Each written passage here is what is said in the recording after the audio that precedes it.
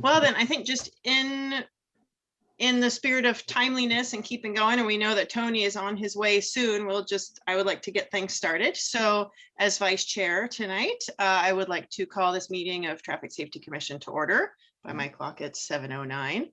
Can we have a roll call, please? Yeah, Mark Carlton, John Ehrlich, Neil Klein, Here. Casper, Present. Roger Kuhlman, Here. Leslie Woodruff, Here. Jeff Greider, Present. Robert Sherry. Here. And hold on. Tony's now asking me to email him the link. That's fine. One moment, please. Yep.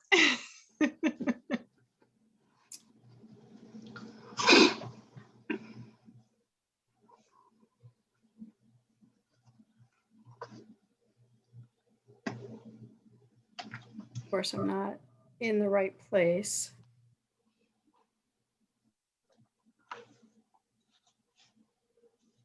To do this from my phone. Let's see. Edit invitees. Here we go. Tony.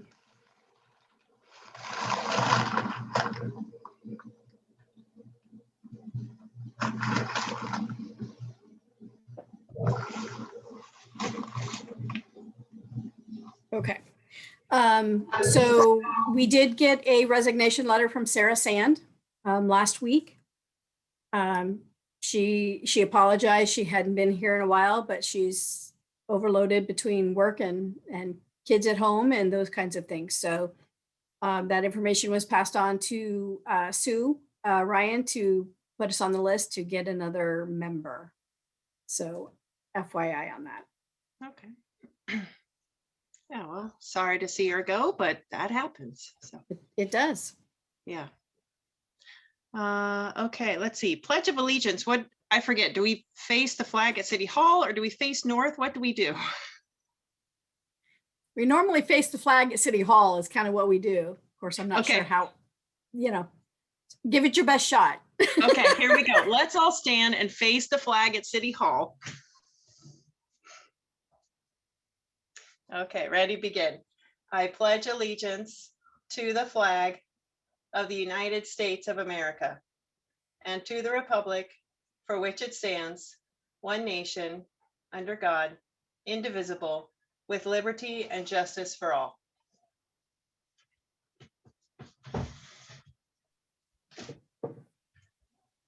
Let's see, you said we have no one in the audience, so no one for public comments tonight. Next item on the agenda is the consent calendar, which includes the minutes from our April meeting. Are there any changes or corrections that we need to make? Any comments before we vote to approve the minutes?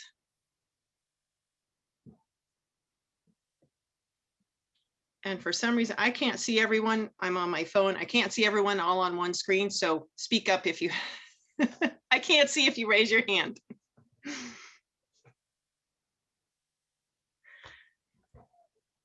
Looks like everybody's okay.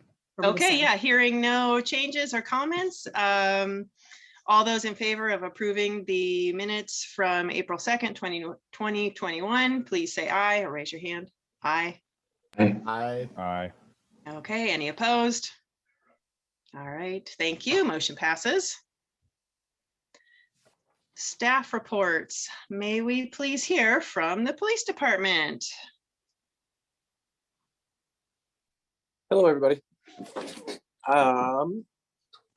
Technically, I'm on duty at the moment, so if something happens out there in the world and I abandon you, it's nothing personal, I promise. Okay.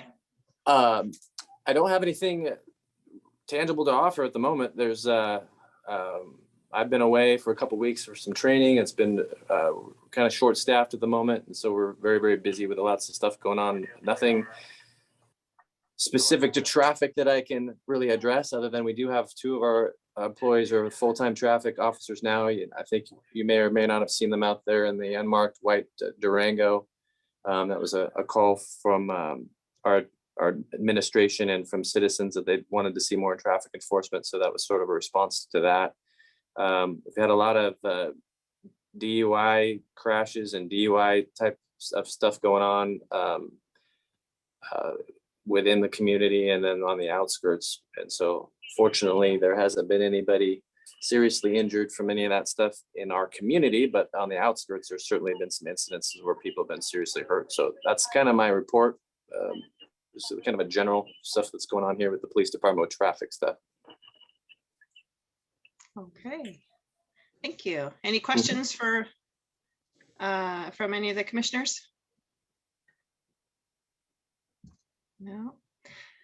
Okay, let's see. Engineering report.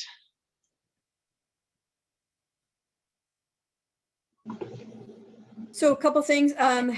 We are still attaching the citizen issue log. I'm assuming, if you got questions, feel free to ask, but I won't go over those just because, you guys are perfectly capable of reading those.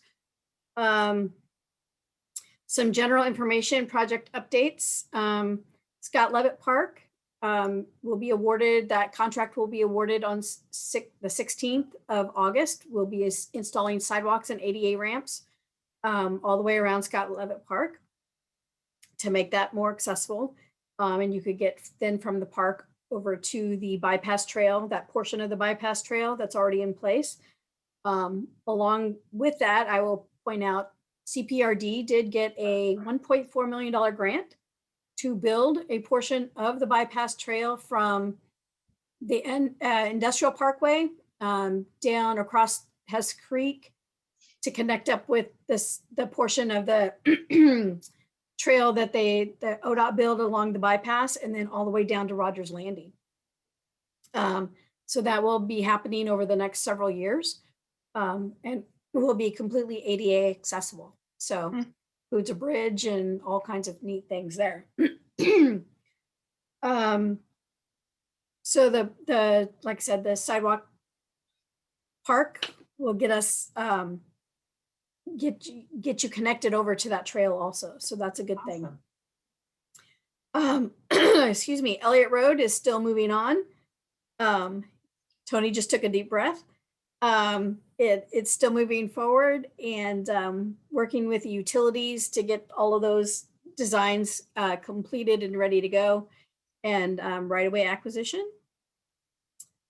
North College Street, that's the sidewalk extension from the current terminus at Arlington North. It will go as far north as Quail Drive. So there'll be bike lanes on both sides and sidewalks on the west side. So that project is also moving forward, looking for construction in 2022, I believe, is the time frame on that now. Is that right, Tony? Okay. Oh, you're Sorry, still construction in muted. 2022? I don't know if that'll be possible if there's right-of-way acquisition at this point, because I don't know if we've even started design. That's true. So it could be pushed further out, but they are moving forward. So that's a plus. There for a while, it was pretty stalled. And the state has a good PM assigned to it finally. I think this is Brennan took it over, right? Crack and slurry seal as part of our pavement preservation stuff. That work, some of that work is going to happen the end of August, 1st of September. And then the full pavement maintenance for North Street and 6th Street. Actually, that bid opens tomorrow. So we're hoping to be done by the end of October for that. We're actually also trying to get another contract out for Franklin and Willamette. We're still hoping that we can make that happen this year. So that is the goal on those. So those are the pavement projects that are going to be happening. East Crestview Drive, if you guys haven't been over there, that should be done by the end of October, middle of November timeframe. And basically you'll be able to get from the hospital all the way over to Springbrook on the backside. So through Crestview Wow. Crossing and then all the way up and around to Springbrook at the roundabout. I have a So, question about that construction over there. In the last month or so, there's been 2 or 3 major gas line breaks in that area. Is that related to this construction, and is it the contractor negligent, or what's going on over there? it is related to the construction. What I will tell you is they were found to be at fault for the first one. I don't know on the second one. So that is up to the gas company and the PUC to make those determinations and provide consequences to them for that, which could be fines, it could be lots of different things. So Was that Lots the of city, additional training. was that the city contractor or the contractor for the construction? it was the developer's contractor. It was not the city's. I can tell you more offline, Roger, but not in a public meeting. It's being recorded. So, no. So yeah, so that that they and they were informed that yeah, if they hit it again, it probably wouldn't be good, whether it was their fault or not, you know. So just know that's happening. And then at the last meeting, Robert Seppi had come and talked to us about Sheridan Street. And I was, when we were starting to open up, I was looking to try and schedule up an open house, maybe out there on the site. With the new variants that are going around, I kind of backed off again, and I'm not sure if we should do that or not. So I need to talk to the folks here at the city, you know, whether it makes sense to try and do that. Do we try and do something Zoom? You know, will people participate? I don't know, but we can certainly give it a shot.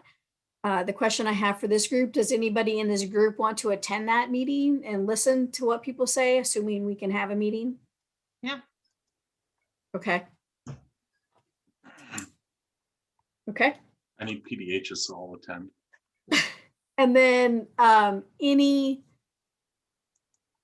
well, actually just email me times that like just dates and times that just won't work at all, you know, if you want to attend. And then we'll I was thinking about like a 4 to 6 time frame, open to get people that were coming home from work, but yet maybe people, you know, before dinner kind of, but and hoping to do it before school started.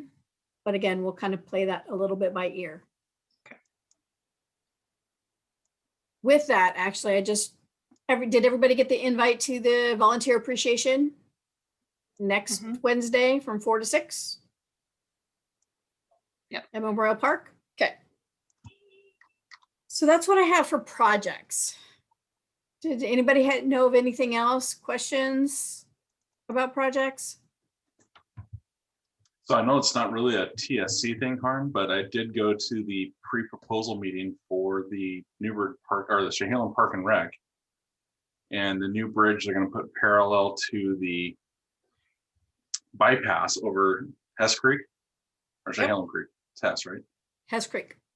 And I was a little shocked to hear, and again, it's their bridge, their money, their home, but they're not going to light that path next to the highway. I was a little shocked by that, but it'll be a nice connection from the backside of Industrial Parkway all the way around and across the sound wall of the former mill. And then they're gonna, sounds like, extend the sidewalk across railroad tracks going up towards the Rogers Rogers Landing. Landing. Yeah, technically you should be able to walk then from the hospital all the way to Rogers Landing and or the golf course all the way to Rogers Landing. So that connection should be able to happen with this being completed. But I had not heard that it would not be lighted. That's a new one. I don't know if you get a say in that when you do plan review. Probably not, but I can pay attention and I can at least make a comment, you know, whether they follow through on that comment, it is a different conversation, so. The other thing I wanted to let you guys know about is, so the council did direct Doug Rucks, Community Development Director, to move forward on an urban growth boundary expansion effort. And so I had already talked to Doug about making sure that this group is brought along in that process, participating however that may happen. I don't know how quickly Doug will be able to move forward on that. He just got that approval in the last month. So, so that will be moving forward. And again, I'll make sure that we get regular updates from Doug, and maybe there's another way that we could participate if he has a committee. I'm not sure if he will or not, but if he does have a committee, maybe somebody from this group should have a seat at that table, you know, to kind of have our feelings be addressed as through that process. Karen, is this the urban growth boundary or the urban, whatever the future expansion area? Is that included in this process?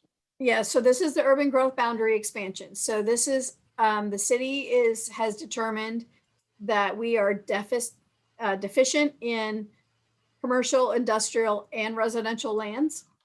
And so the way to go about doing that is through what's called an urban growth boundary expansion. And it's very prescribed by the state about how that goes through. Leslie probably remembers from the last effort that the city went through.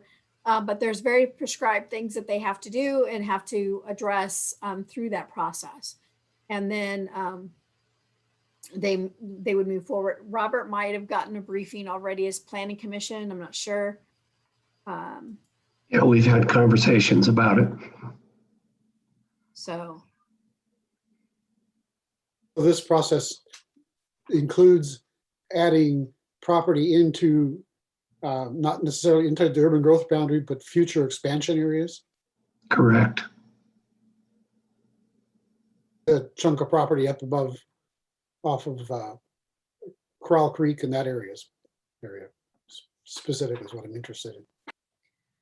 well, so if you're talking about the one that's in the process right now, that the property owners put together, Roger, is that the one you're thinking about?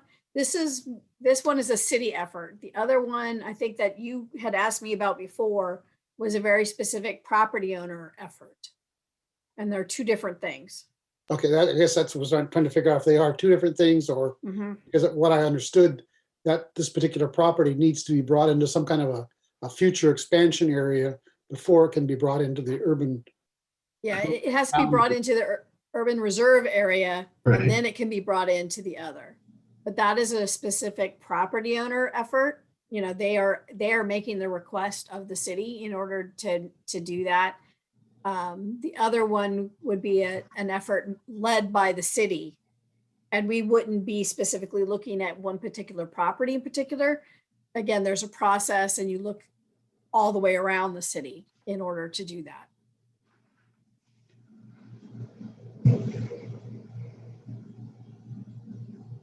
Okay.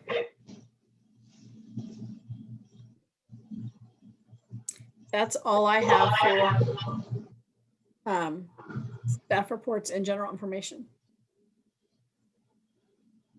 Okay, thank you, Karn. Tony, I'm going to hand it off to you now that you are here. Are you ready to take over? Glad you could be here tonight. Sorry about that. I completely Hey. spaced put it on my calendar. No worries, that's okay. I'm scrambling to find the agenda. So if you want to continue, Leslie. I'm happy to do that. Okay. Okay, so our next item, we've got new business. It says Hancock parking. So yeah, this was a decision, a limited decision that we issued. And it was to remove one parking space on Hancock Street in front of Coffee Cottage. It's where their drive-through comes in, and there's a lot of conflicts between the drive-through and then that one parking space. Right. So Coffee Cottage made a request to remove that one parking space. We agreed, all of their neighbors agreed, and notices were sent out to folks within 300 feet, and we've received no comments on that. So this group just needs to affirm, or if you have heartburn, let me know, but otherwise it would move forward. So you're saying we need to vote on that tonight to approve it? Okay. Are there, before we vote, does anyone have any further comments or questions? So removing one parking spot by Coffee Cottage on Hancock Street. Correct. Oh, okay, well, hearing no comments, then motion, or may I have a motion, please, to approve the removing one parking spot on Hancock? I'll move. Okay, And I'll second it. thank you. Okay, moved in second. So all those in favor of removing one parking spot in front of Coffee Cottage, raise your hand or say aye. Aye. I Okay, any opposed? All right, thank you. Motion passes. Tony, if you're still looking for the agenda, you can go to the city website and go to agendas, and they have it listed there. Didn't think about that. I'm scouring my Newberg email. Oh, no. No, that's fine. Next item on new business, neighborhood 20 miles an hour speed limit. Start the discussion. So this has come up with this group before about the possibility of moving to 20 miles per hour. The last time we had talked about it, we were still looking for information about how it was going in Portland. Were they seeing enough of a difference? And at the time there hadn't been any data provided. So there is data out there now, and I gave you the link to that information. So it's what it's saying is that there's not a whole lot of actual on the average speed, there's not a whole lot of difference. What it does do is it brings down the larger speeds that they were seeing. It is reducing that differential. So we need to probably have a discussion about whether or not we want to move forward with something like this. This would be a general decision, a decision that this group would need to make. If we wanted to say that all neighborhoods were going to 20 miles per hour, obviously we would want to have an opinion by the police department about what that means to them for enforcement and those types of things. New signage would be required, etc. So I wasn't expecting you to make a decision tonight, but maybe start the discussion amongst yourselves, ask questions, or think about what questions you might have about moving forward with that if we wanted to move forward with that. So I'll leave at that point. I will go ahead and let you guys talk. Karen, this is Roger. Thank you for finding this report. We are very interested in our neighborhood about trying to find ways to reduce what we think is a speeding issue, especially with all the kids playing in the streets and some blind hills and things. And I appreciate seeing this information. And I like the idea that even a small reduction in speed can have a large benefits, especially for pedestrians. So I think even though there may not be a significant reduction in speed, even a little bit in neighborhoods could make it a benefit, safety benefit for us. Appreciate that. So is Portland doing this citywide or just in certain areas? All residential streets in Portland went to 20. Did they really? Wow. Other jurisdictions that I've talked to have done it in specific locations at this point, or specific neighborhoods, but not all over. But Portland has gone all over. Eugene, I believe, is talking about going all over also. Yeah, I was just there, as I was saying earlier, I was just there this afternoon and happened to see a lot of yard signs with Vision Zero and, 20 is plenty and catchy little sayings. And so, yeah, I had no idea that Eugene was looking at doing that. So I figured that they must be in the process, Mhm. but not approved yet since people are still advocating for it. So Karan, what would be the process? Just us making a general decision and then it becoming effective citywide, or do we need to bring more players into the discussion to get their input on it? I would say we would probably, this would be considered a general decision, so you would probably need to have a hearing of some kind and hear from all, if there are other sides of the discussion. Again, I would also ask, the police department to be able to participate, because obviously they're the ones that have to enforce it. If we go there.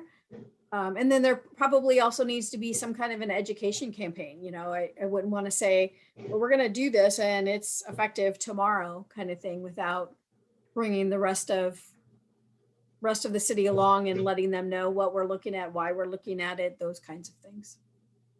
So I would say this would need to be a general decision by this body, but you would have to have a hearing in order to do that ultimately. We'd probably need some council approval because it's not going to be inexpensive to do it as well, I'm thinking.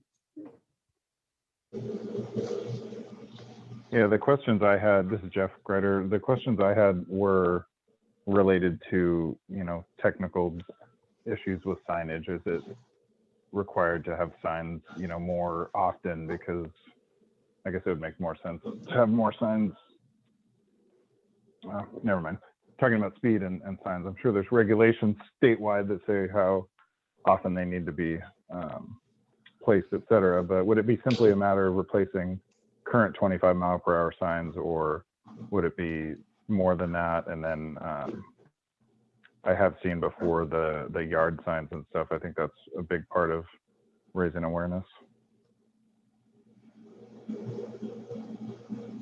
Yeah, it definitely seems like on something like this, having a lot of buy-in from neighbors and getting support from neighbors, before the decision is made, kind of, working on a grassroots type campaign to get people, interested in helping advocate, not just, kind of the city top down, but making sure that we do have a lot of people who do think it's a good idea.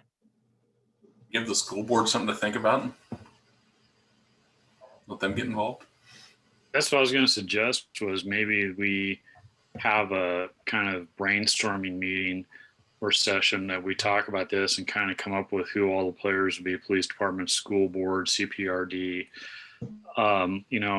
anybody else, and then put like a letter to them or something about what we're thinking about doing, and see if we can get some type of a response, whether they're in favor or not in favor. And at least, we don't walk away with egg on our face if we make a general decision and it just starts flopping all over the place.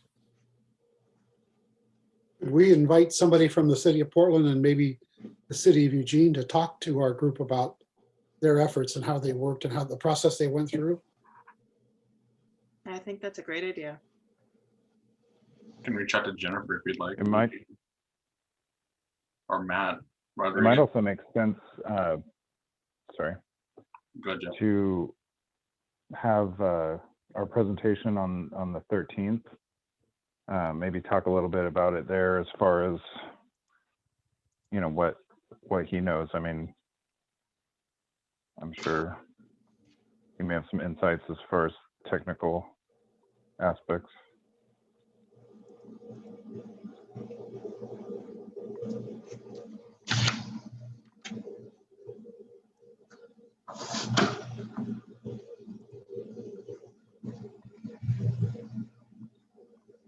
Okay, so do we want to try and take this up at the October meeting to start the conversation? Or, I can see if Portland and or Eugene, somebody from those groups can come and give us a presentation so we can start gathering some information and do some brainstorming at that meeting. What are we thinking? I like that idea of, getting some more, we've kind of started the conversation tonight. We've got the idea in our brains, get some more information and some experience from neighboring cities.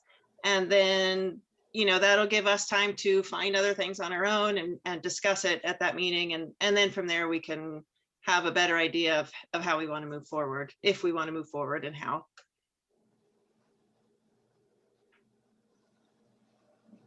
Can I make a quick suggestion? Okay. Yes.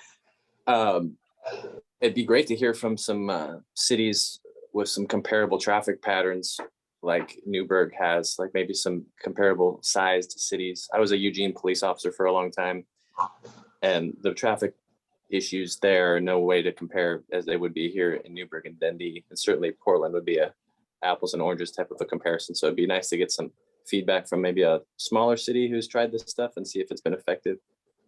I don't know who that would be, but I don't know.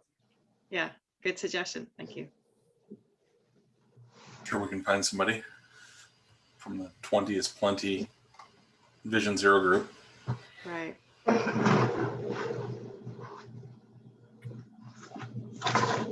Okay, so it sounds to me like the next steps at this point is we'll plan to talk about this again at the October meeting. We'll bring in some folks to come talk to us about how they did it, process, those kinds of things, whether it's Portland, Eugene, and a smaller city, assuming we can find one that has done it. Do some brainstorming on who should be involved and who we want to have that process happen with.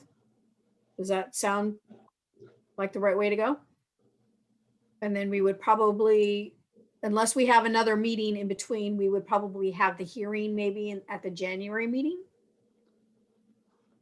Unless we wanted to move forward more quickly, and do something else.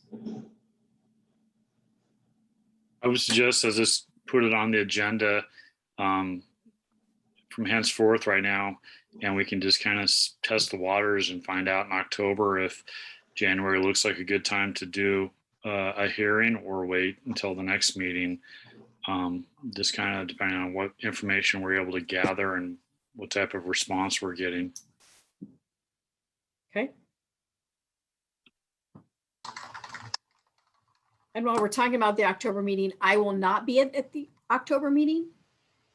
Brett will be covering that night. So just FYI. What sunny island are you going now? I will have just come back from Italy on that day. So I will not be at this meeting. Uh-huh. Italy and Malta is where I will have been. So Cool. there you go. All right. Well, this is really exciting about the 20-mile-an-hour speed limit. As a frequent pedestrian and bike advocate, this is really exciting stuff that we're looking at. So I'm so excited to have this on the agenda tonight. Well, and I think it's really, as we start talking about education and those kinds of things, and it really ties in with everything that this group is supposed to do, and we can tie other efforts into it, distracted driving and all of those kinds of things, pedestrian safety, etc. So I think it can really build on it. Yeah. Build a plan for us. All right. So we will make that happen on the October 11th. Okay, excellent. Thank you.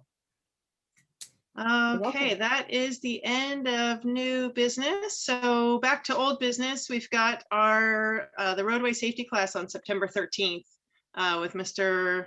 Takalau. Do we need to reserve for that, Karn? Did we already? I know you sent out an email with the date for it, but what's the next step?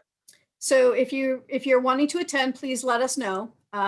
What I was talking to Neil about before we got started is things have backpedaled a little bit with COVID, and the question is going to come up is whether or not we can actually have an in-person meeting. We could probably do it if we could find a place to do it outside. But even in the public safety building, which is, we do have it reserved right now. The assumption was we could do an in-person meeting. Whether or not we continue to try and do some kind of a hybrid model, or do we go ahead and do it, whether we have to do it as Zoom or not, we just continue to save the date and just do it? Or do we push it out and try and do it later when we can do it in person? I have not heard from the city manager that we can't do it in person, but what I have heard is that we will probably not be doing any of our council meetings in person until at least October. So thoughts on that date? Like I said, Dr. Takalu is ready and able. It's just a matter of whether we want to go ahead and do it, whether it has to be Zoom or whether it can be in person, or should we push it out a little bit?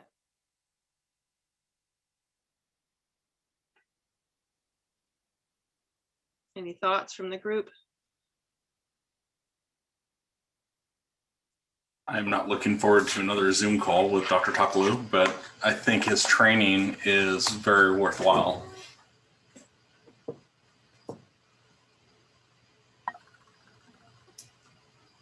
But it's much more entertaining in person. Yeah. It is. Well, you can we, probably learn more too. yeah. You know, could we plan on, or plan A is in person on September 13th, and then plan B would be Zoom if needed? Yeah. Definitely. We can make I'm that pretty happen. sure it's going to be Zoom though, given what we read every day. I hadn't heard anything about Zoom. Oh, you think it's going to definitely be Zoom? Yes. Yeah. Yeah. So would people still be willing to attend if it's Zoom? I guess that's the next question.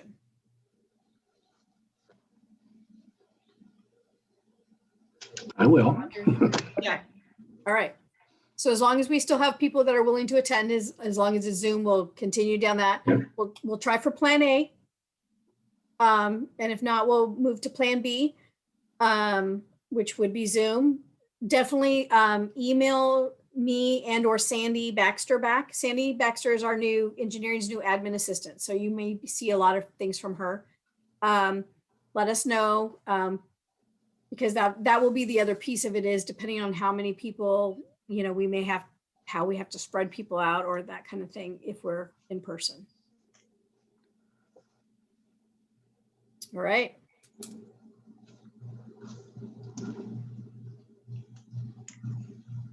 Okay. Tony, do you want to take over the last of the meeting? Or you want me to keep going?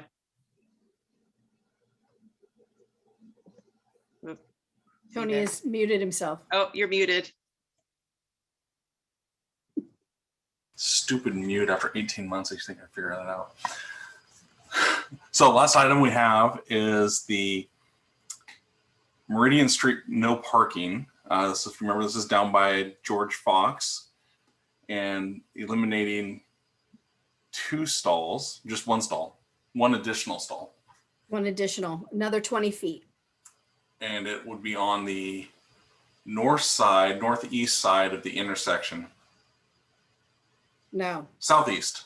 southeast. Yeah, southeast side of the intersection.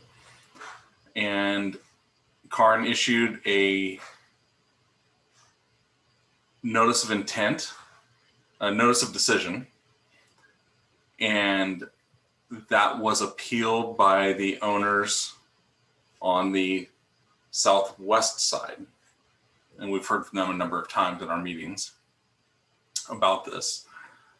So tonight we have a choice to remand the decision to Karin to think about it again, or we can accept the notice of decision and deny the appeal, at which point the owner would have the right to protest to city council.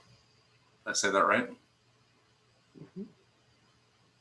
Well, they would appeal that and they would come back to you for another chance for you guys to change your mind if you wanted to. So, and to give a little bit of background, you had originally heard this in January. We had the no parking was more extensive then. Traffic Safety Commission asked me to go back and relook at, come back with another suggestion that was less impact. And that's where this came from. This is strictly on the George Fox side of the street. And it takes away one more parking space on Meridian Street.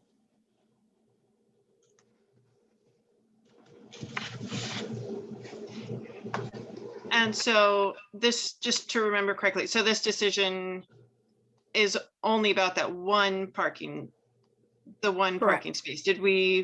And we didn't take away any parking on the southwest side. Correct. Okay. Didn't we talk about taking away one on the northwest side too? We originally did, and that property, again, when we had the conversation in January, I think it was in January, that property owner asked also that we relook at it, which is again why we came back to just the one space, 20 feet on the east side of Meridian, southeast side of Meridian. So basically there's already about a 20-foot section that's no parking. So it would extend from that section basically to the driveway that is there on Meridian Street. Okay.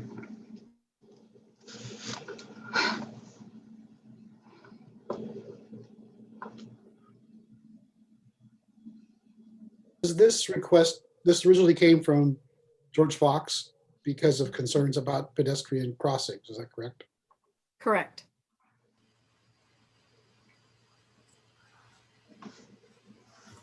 Any other questions or comments?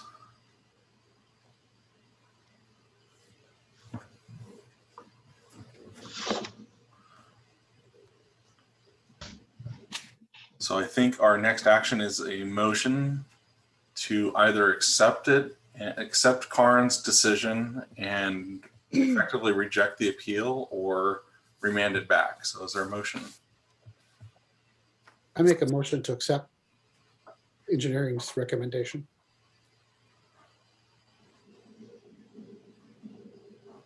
Is there a second? I'll second that. Any other discussion on it? I had a quick question. The revised single parking spot, has that specifically been appealed, or was that in relation to the previous suggestion with more spaces? The single parking spot has been appealed.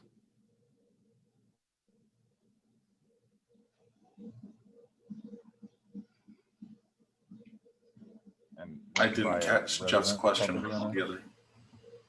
Jeff's question was it the single parking spot that was appealed, or was it related to the previous decision?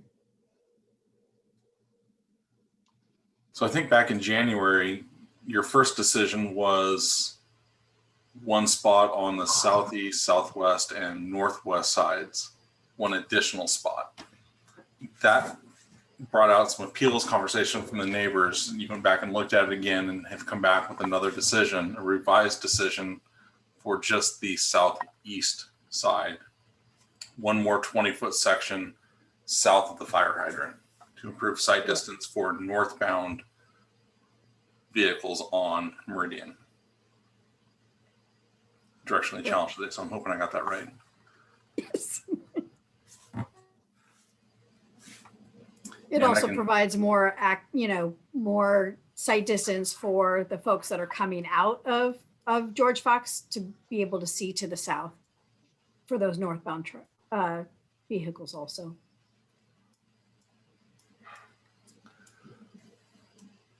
So we have a motion and a second. No other comments or questions. I guess we'll call the question. All in favor, say aye, or raise your hand. Aye. Aye. Opposed? Aye. Aye. Is that a delayed aye for the yes, Jeff, or the no?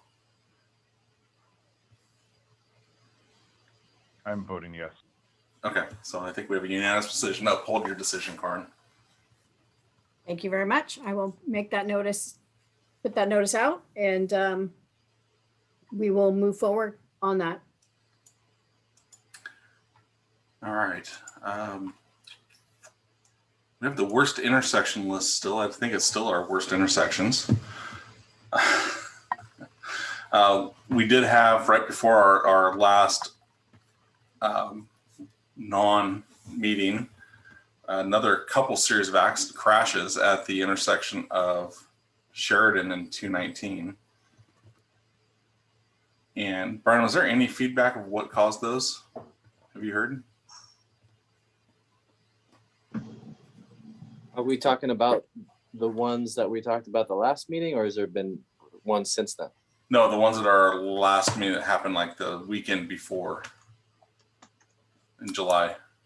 No, but I didn't specifically read the police reports about them. But no. So they're still on Dorothy's radar at the state. Yeah, I don't know what Were we they can do during the with time this. frame that you're not supposed to turn left? Yeah, it's the one where you're not supposed to turn left from 4 to 6, I think is the sign that's there Were the now. accidents during that time frame? I believe so. So then it's a enforcement issue of just trying to get people to do what this sign says. It is, but it's also difficult, where do they sit, in order to monitor that situation. So one of the things that Dorothy had suggested was the possibility of maybe we make the entire intersection right in, right out completely. So you can't make any left turns or go across, and that would mean most likely a median through that intersection. Robert Seppi brought up the possibility of doing a one-way kind of loop type of situation. I haven't sat down to figure out what that might look like. But certainly when we have our open house, I would come with some sketches to show people kind of at least ideas of what some of those things would look like and get their opinions on that. It would obviously affect the neighborhood more than anybody else in that type of situation. We put that in like, what, 3 years ago? More than that. So obviously there's been enough time for education. I mean, people to adjust and stuff. And if we're still having incidents like Tony's saying, of 2 accidents during that time frame, those aren't just isolated cases. It's happening on a pretty regular basis, and those are just the ones that happen to get hit. So, at what point do we just kind of throw up our arms and say we're putting the Band-Aid on a tumor and we're really not helping the situation? If people aren't paying respect to the signage and doing what it says, and we're still having incidences, at what point do we need to go to the next step or talk to ODOT about going to the next step? I don't think it's wide enough there to put a median in, is it? On College? College would be blown open to make that happen. Huh? We'd have the College Street from that entire frontage from the little store there all the way almost to Sheridan would have to be blown open. But yeah, and flared out. I think ODOT would probably, just off the top of my head, I think ODOT would have a problem with it because of the trucks that come through there. They would not have enough room to be able to come off of Hancock onto College and stuff if the median was there. So we talked about this years ago and it was kind of poo-pooed, but maybe we just need to take one of those streets and block it off so that people just cannot physically go across at that intersection. I know it makes an inconvenience for the residents who live in that area, but if we're going to keep on having accidents, we're not doing our job if we just kind of, do stuff we know isn't working. You're not going to go back to the doctor if the prescriptions never come up with a cure. Yeah. It's a lot of medical element. I just retired after being 32 years of being a paramedic. Okay. Putting Band-Aids on tumors and not going back to the doctor. I don't know.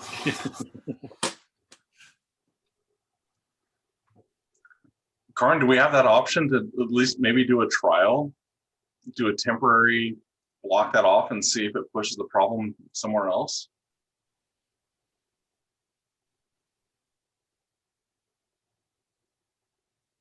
To do it temporarily, you have to do enough construction so that people don't just, you're just putting a barricade in, people are just going to pick the barricade up and move it, right? So I'm you have to thinking do some- enough construction or physical barrier there that they couldn't move it. I would think before we do that, again, we would want to have a conversation with the neighborhood, rather than just go in and have, a concrete barrier put up. So again, that's why we were going to have the open house and come up with at least some ideas and talk with the neighborhood. Maybe they can have a different idea also about what could or couldn't work out there. I know in the past, and I don't know if it's changed much now, but years ago when we used to have big decisions, when we would put out a letter saying we're going to have a hearing on this, we would almost have, a packed house in the public safety building, either pro or con or both. Maybe that's what we need to do, is put out the announcement that we want to have a public hearing about possibly closing one of these intersections off, and see what response we get. It's an opportunity for the citizens to come in and tell us what they think, pro or con, and we can get a feel for the situation, and then kind of hopefully find a direction to go from there. But we can also explain to the citizens at the same time, we can have some police data, crash data there that we can say, hey, we put this sign up because we talked to you about doing this years ago, and we, kind of came to this agreement, but it's just not working. And we can't not just keep on looking the other way and pretending it's not happening when it is, and see where it goes. Maybe somebody there has a better idea. Maybe the neighborhood has changed a little bit and they're tired of the accidents and they would be willing to accept closing off one of the streets. I don't know. It's just a possible opportunity for discussion. I like it. My fear is if we go to this, put a mailer out to everybody that says, hey, we're looking at traffic changes at Sheridan and 219 College, that people say, oh, great, changes. What does that mean? But if we put an announcement out, a notice of decision to the entire community up there that says we're going to close this section off in 30 days, or have a hearing about closing this section off, it might get some people to come out of the woodwork to voice their concerns or show other ideas. Yeah. Yeah. Yes, but do you want them to show up upset to begin with? I just want them to show up. Because I'm with Tony. At least they'll show up, because if they don't show up because we didn't word it right, and then we do it, and then all of a sudden they're showing up, then we're going to be behind the 8 ball and stuff. We've already made a decision and acted on it. Now everybody's up in arms. Whereas maybe we do make it a little bit more provocative on the front side. They do show up and we have a good, healthy discussion on it, and we find out where they're at. I wish it was easy, but we're at least 3 or 4 years into this, and obviously we're not seeing a change. I guess, yeah, I would just want to, I like the way you're saying, use the word provocative, or, the idea of being provocative, but we really want to invite people to come collaborate, not come, to defend, in a defensive mode, but, we want to hear your ideas. Like, these are our ideas, but you guys live with us every day. What are your ideas? I like that too. Options being considered include full closure of Sheridan at College, but we want to hear from you. Right. Yeah, I think that would be a great way to say it. Like, our ideas are this. What do you think about it? And what are your ideas? I'm game. Whatever we can do to get the response or get the attendance that we need to be able to have a good discussion. Because I agree, this is one of those where the next steps are going to be a little bit more drastic, and if we don't do them right, it's just going to be harder. Karin, do we have any counts, traffic counts on Sheridan? To know what kind of volumes we're talking about at the intersection? No, we could, I mean, we could get some. But we don't have any right now, no. Or full intersection counts to know how many people are trying to go through at peak hour from 3 to 6? Yeah, that can be data that we can get. That'd be I think helpful. we could get that and some of the, obvious options on how to fix it by the October meeting, and we can let folks know, that we're going to be discussing it at that point. I don't know if something specific needs to happen for us to be able to send out a letter, or if that could just be done as a courtesy that we're going to be talking about it. Otherwise, I think what's been suggested so far makes a lot of sense. You correct me if I'm wrong, but I think in the past we've sent out kind of like a preemptive 300-foot letter, even though we hadn't made a decision. We just kind of sent out to those who were directly affected by it, being the residents of that area, saying, hey, we're just letting you know this has come up and we need to discuss it and we want your input. I don't know if that's a good avenue. I don't think we need to have it on our agenda so that it is available to all the citizens of Newberg, that if they want to attend or have input on it, they are allowed. But specifically, it's those people in that 300-foot area is the ones that we really want to hear from and we really want to have the discussion with. But again, I think it's under the guise that we're gonna make a decision. Something has to change for safety at this intersection. And it's going to be the draconian and a full closure or some other idea that the community comes up with that addresses the safety. And maybe just writing a letter to those people within the 300 feet and just letting them know, and then just having it on the agenda for a certain meeting for the rest of the city. But at least give those people in the 300-foot area an opportunity for written or public testimony to submit this for consideration. What would be nice too is, let's do all the great things. Let's do, is if we can send, those neighbors in that radius, send them a notice and say, hey, we're coming to you. We've got this idea to do an open house on site. We want to make it really easy for you to come, share some ideas. And then at that point, we can also say, there's also this meeting coming up on such and such date. But try and get their involvement as many ways as possible. And if they just have to walk down the block 2 doors, and come to a Zoom meeting or an in-person, or a Zoom meeting, I think that would definitely help if there's, a way to do a more personalized invitation for the open house for the neighborhood. Yeah. I think it has a bigger impact than just the people within 300 feet of that intersection, though. I think that tends to be a, kind of a place that people use to kind of parallel traffic along, along, what is that, 1st or 2nd Street there. So it's not just the 300 people within 300 feet, but it's a significant area that uses that intersection. Yeah, 300 feet would just be 1 block. I just remembered also, is there still the Chehalem, the cultural center? I know there was kind of a citizen group of, it was the library and the cultural center director, and I think a council member. I was on it for a little while. Whatever that group is, I don't know if they've been involved. The cultural with this. district. Thank you. I don't know if they've been involved with this, our thought processes at all, but those would be another one to get in touch with.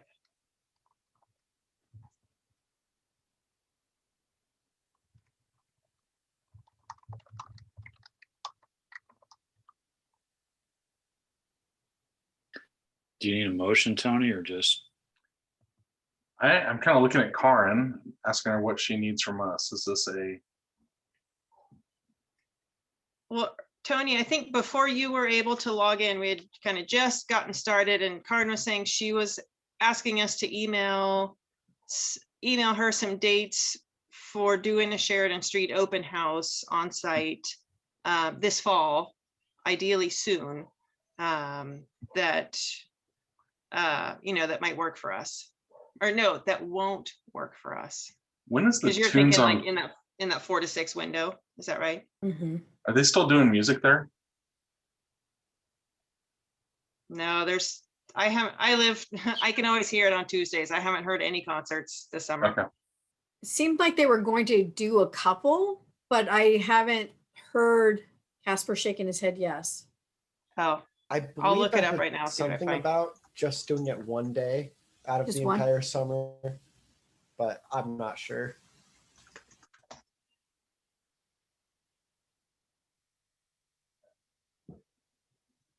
So are you thinking that location, Tony? Is that what you were thinking? At the cultural center, yeah, when there's already a crowd coming. And we can have Public Works drop off a big concrete block in front of the booth that says, "This coming to you soon. Come talk to us." As long as it doesn't have to have my name on that. No. You're gone in October. We'll put Brett's name on it. We put your email on it, right, Tony? Yep. On the block? I already got friends that know my email. Newberg. It looks like there is one scheduled for Tuesday, August 31st at 5 p.m.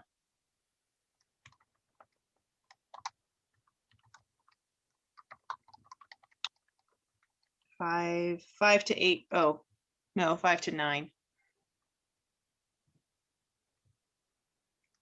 And as far as I can tell, I think that's it. But it's a little hard to tell. So are you thinking about making an announcement at that? Or just, Well, I can ask. I don't know who's in charge of that, but I could find that out. But figure out, if we could have a booth there or something, if with a big old concrete block in front of it or something. I don't, but we could we could see if we could get a booth, what it would take, and this then block coming near to you soon. like Tony said, and see what kind of input we get or ideas we get. Does anybody want to come sit at the Tunes on Tuesday on the 31st of August? I gotta look at my calendar. It wouldn't have to be the entire, 5 to 9 or something. It could be a shorter time frame It's than that. UPW National Conference for me, Karin. I can't make that one. I'll be in beautiful St. Louis. I might be able to. If you get some information on it, email me and I can look harder. I've Okay. got some potential stuff, but I'm not committed as of yet. How about a wrecked car in front of the booth? We want to protect it from happening. I'm trying to think of what's going to draw people into a booth at a music stuff. You remember what Leslie said? We're moving away from the provocative.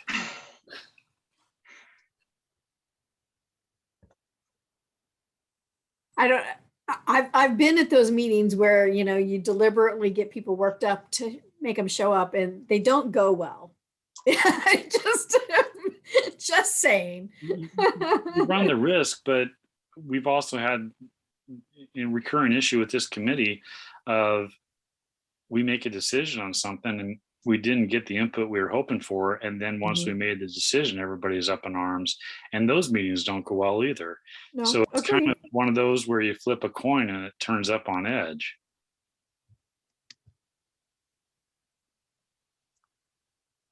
So we don't have another meeting until October at this point. So if we want to take advantage of the the August 31st event for Sheridan, do a joint open house, and Or it can come at, we can do it at a different time also. I mean, just people will be there on the 31st is my assumption, but we can certainly pick another time that's not anything set in stone, that it has to be then. So that's in the ODOT buffer, is it not, off of 99W Sheridan Street? 500 feet. So my educated guess would be is that no matter what we do, one of the slowdowns is going to be discussions with ODOT and what they want to do. So I think it behooves us to get public input to find out if it's a direction we want to go first. So I don't see that it's anything that has to be done really soon, because it's going to probably be spring at the earliest if we're lucky, if we get ODOT on board, if we do go that route. So I'm thinking, we're talking about the 20-mile-an-hour speed limit thing for October. If we can, August 31st, if we can do something and, make some public input there, or release some announcement or education there. But maybe look for our January meeting to actually have a hard discussion or a hearing or whatever we want, or somewhere around that time frame. Families will be back to normal with, or the new normal of school and or lack of school or whatever it is, and we can talk to them then, kind of find out more, and then move from there. Because after we get public testimony, public comment, public, if we want to move forward or not, then we're gonna have to figure out how we're gonna talk to ODOT about it and try to get them on board with what we want to do, if everybody's in agreement. I'd be okay with going that route. Okay, so what I heard is we're gonna try and get some kind of an open house, public input, but sometime between now and January. And we're Yeah. gonna plan to have a bigger conversation at our January meeting. Is that kind of what I'm hearing? I think that would be a good time frame. I think we don't want to rush to the finish line to find out nobody's there. Okay. I would appreciate that, just workload wise. Yeah. Trip to Malta. Hey, they have streets in Malta and Italy too. It's a research event, I'm sure. It's true. It Yeah, we'll is. have to talk to Dan about funding your trip and call it a research trip. I've actually already heard that the streets in Malta are not great. So there you go. Very low PCI. Come back with information about making 219 cobblestone. It's going there There on you its own. go. Yeah, that'll solve the speeding problem. It will. It will. All right. Um, So do you have enough direction, Karin, on I do. Sheridan for now? All right. I do. And I'm available on the 31st. If we do want to put Okay. together whatever for Tunes on Tuesday, I can come to that. Thank you.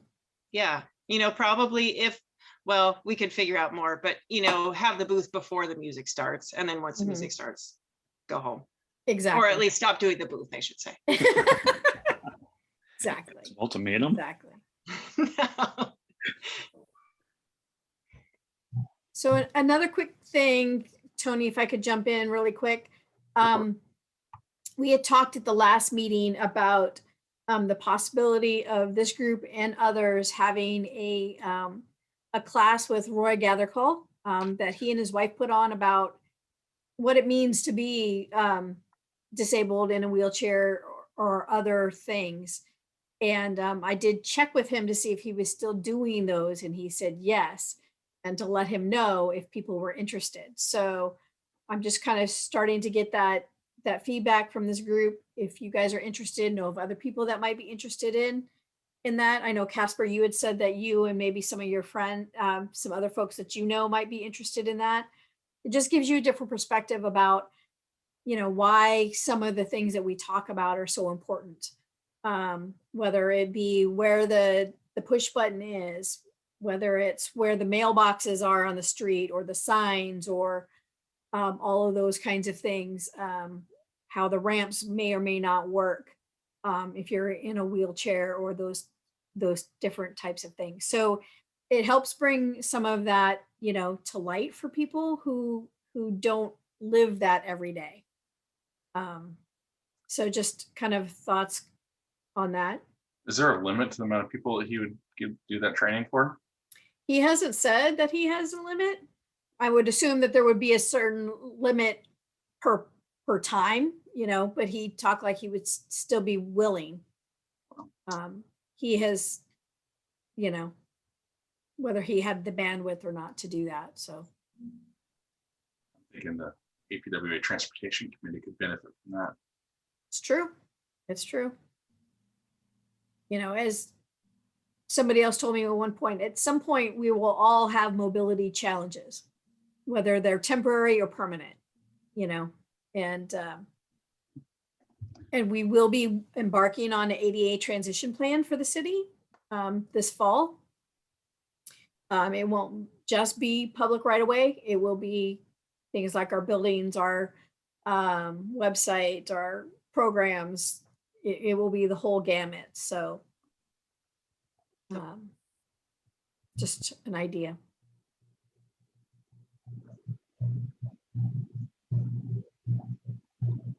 So are you asking people who are interested in signing up for the Mhm. ADA training? Yep. Okay. Oh yeah, sign me up. Me too. Okay. Yeah. Me too.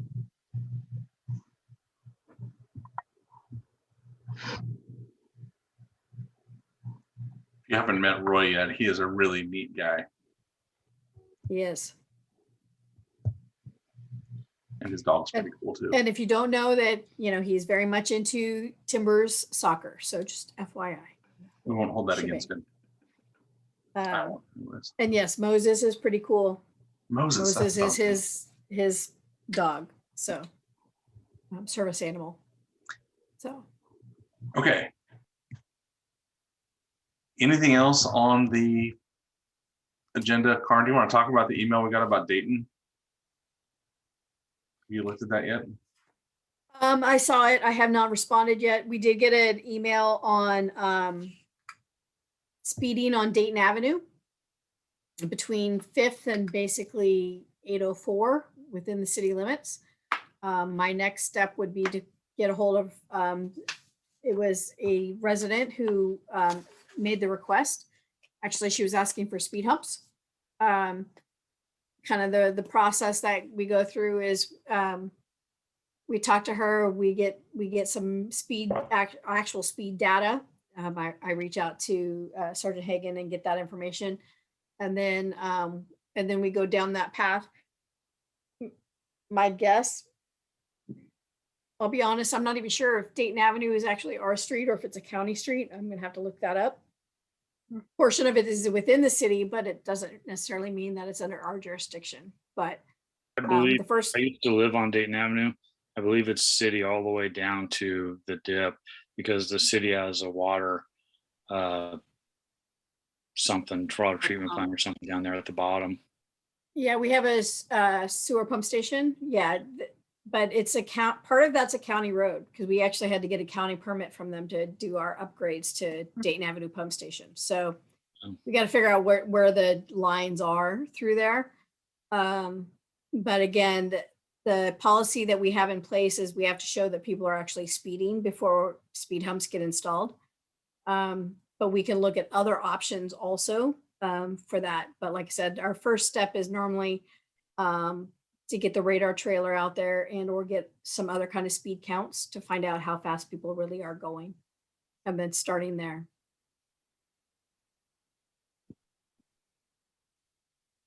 That's a tough section to look at for sidewalks and bike lanes when that doesn't connect to anything but it's a direct shot into town. Mm-hmm. Yeah, and I think it's 25 on our side, but it's like 40 on the side that comes in from Dayton over by Fox Farm. Dundee. So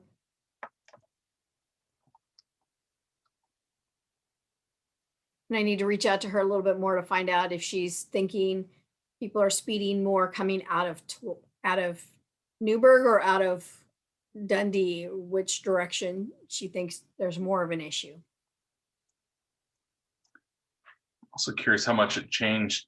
If it's an issue now because of construction in Dundee, and once that's all wrapped up and cars don't feel like they've got a shortcut around because of a backup going through town, I I would hold off doing anything until construction's done in Dundee, and then put the radar trailer out there just to let traffic normalize, because right now there's some pretty angry drivers. Does anybody have any idea about when that construction is on? Tony, are you guys working on that at all? I'm not. It's per contractor, so it's probably gonna be another 4 years when their contract says it'll be done this summer. Hey, you're Yeah, being they recorded. said it was Tony. going to be done in a year. Whether it is or not, I don't know, but, and you're right about the problem over there. The traffic is just awful.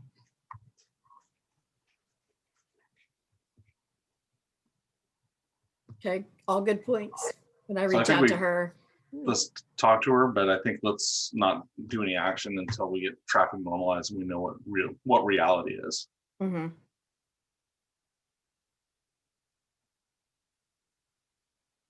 All right. All right. Let's go quickly around the horn. Car, unless you have anything else. Okay. Sodenhagen, Nothing to add. Thanks for having me. Casper, No, I have nothing else. Leslie. I have 2 resources I'd like to share with everybody. Hearing the training, is his name Ron, who rides a wheelchair? Roy, thank you. There was a documentary that I watched not too long ago called Crip Camp, and it is about the history of the Americans with Disabilities Act and the people who really advocated for it. And it was really interesting. So if you have, an hour and a half some evening, I'm pretty sure we watched it on a streaming service, but I don't remember which. I learned a lot from it. What was the title again, Leslie? Crip Camp, as in cripple. It was an actual camp. So just a little background. So this was an actual camp there was some guy in New York in the 60s, I think the late 60s, who had a lot of property, and he had some friends who had wheelchairs and had a hard time getting around. He said, well, hey, just come on up to my property and, we'll all just have a good time for the summer. And it kind of grew very organically from people in wheelchairs hanging out and helping each other, and all kinds of disabilities to, and organizing themselves. And then a lot of people became or were already, politically active and really starting to advocate for the rights of people who are not able to use, regular modes of transportation. So, yeah, it was really interesting. The other resource that I just wanted to share, I just learned about this today, so I don't know a lot about it, but a lot of our discussion tonight was making me think there's a practice called tactical urbanism. And it is a lot of kind of small groups of people working with their city or with their community to try and improve traffic for all different reasons, and doing kind of small scale projects that could be scaled up, or experimenting in different ways to help move traffic safety along faster. And so I'm looking forward to learning more about it myself, but I just wanted to share that if anyone else wants to look. It's called tactical urbanism. Leslie, look up the city of Boston. They've got a really cool program that they have consultants on board to go into neighborhoods and do spot improvements with cones and see how effective it is to widen a radius or narrow a radius, just to try different things. It's kind of a cool program. Oh, cool. Thank you. 1 in 5 or 1 in 10 works, but the communities get to request it and they go through and do a quick action. And if it works, great. If it doesn't work, well, at least we tried. Some of the communities listen. Right. It feels like they've been listened to. Where we see some bike lanes that are, taking, road diets like they did on Front Avenue in Portland was kind of a tactical urbanism approach that's actually becoming permanent now.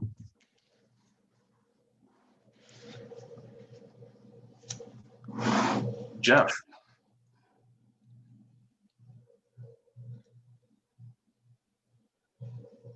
I have nothing to add, although I do like the fact that we are thinking so hard about how to get residents near the affected areas involved.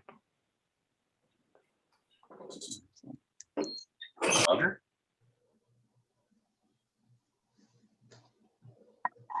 The right button. I just wanted to thank Karin for getting the radar trailer up on the Greens Avenue, and I think I'll be interested to see what kind of information we get from that. I think the battery's gone dead. I'm not sure it's working anymore, but been there a while. But thank you again for getting that up there, so we can kind of see what the speed limits are going in our area. So, thanks.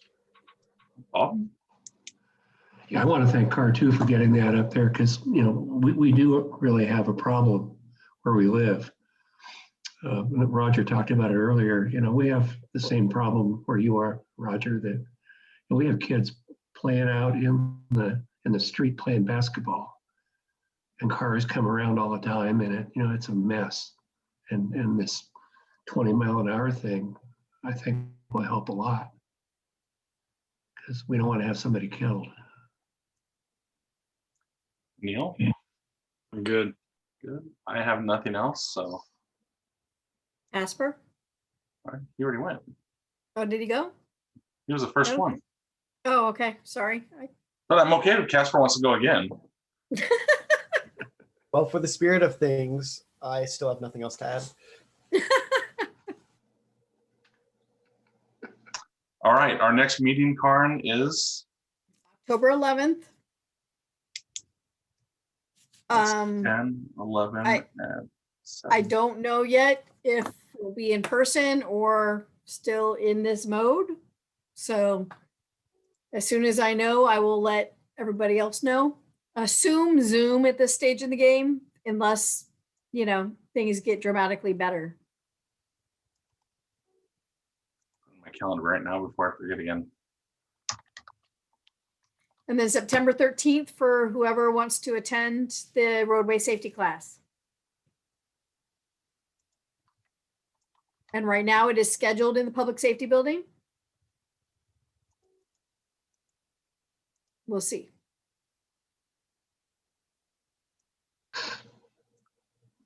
All right, with that, we will adjourn and we'll see you all September 13th or October 11th, one of the two. Change your passwords for your Newberg email or you'll be locked out again. Good night, all. All right, thank you. Good night. Good night. Thank you for everybody. running it, Have a good Leslie. night. Oh, yeah, you're welcome.